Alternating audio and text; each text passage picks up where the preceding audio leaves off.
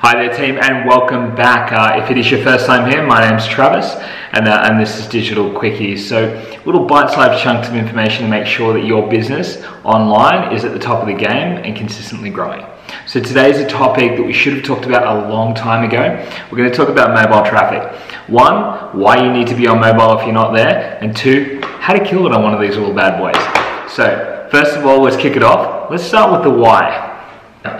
At the moment, 80% of internet users online at the moment own smartphones. So essentially, it was always going to be the fact that it was going to flow towards away from desktop traffic. Now, people are using mobile phones more for shopping, socializing, and also entertainment, where previously now they're more commonly using laptops and desktops for things like data entry, content generation, and more towards work.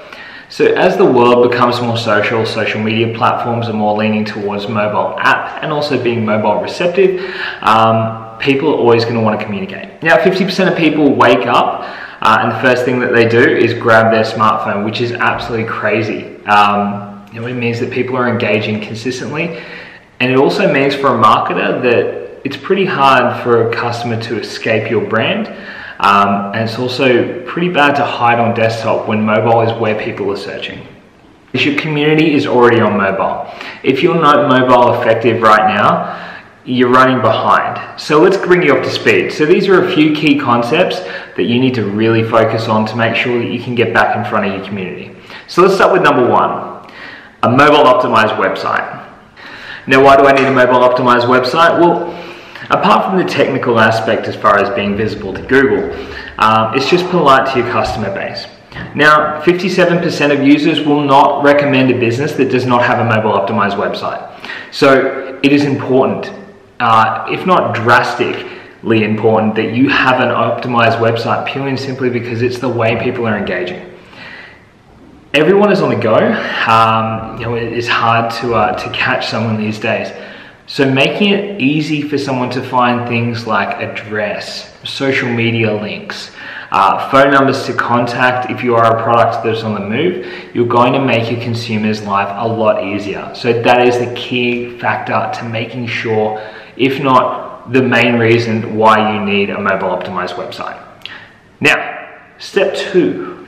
The next question you need to ask yourself is, do you need an app? Now, 89% of mobile time and mobile media, digestion time, is through apps, as well as the fact that companies like Netflix, Spotify, Pandora, all your streaming-based websites are starting to use apps, and meaning the entertainment time and also the time on the device is starting to grow a lot longer. So people are getting more consumed in their devices.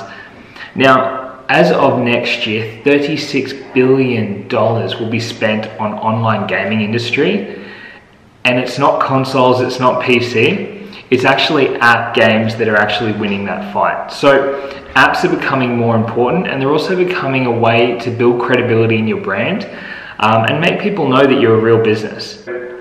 The third key point is going to be video. The reason why is because video is the more commonly highest engaging way to digest content online right now. So with that, 48% of millennials admit to only digesting content through video on their smartphone or devices, which is huge. If you have a younger target market, that is where they're living. Plus also, it's a great way to get your message across, for instance, what you do, how your product engages, and also just general content to educate your market.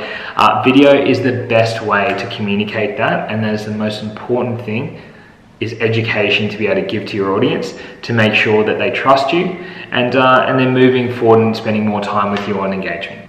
Now, the fourth key point is getting social with your community. Now, majority of the social networks, whether it be Facebook, Twitter, Instagram, Snapchat, Vine, rest in peace, and also Pinterest, are all thinking mobile first. In fact, 82% of Facebook's advertising revenue was brought in through mobile-based advertising.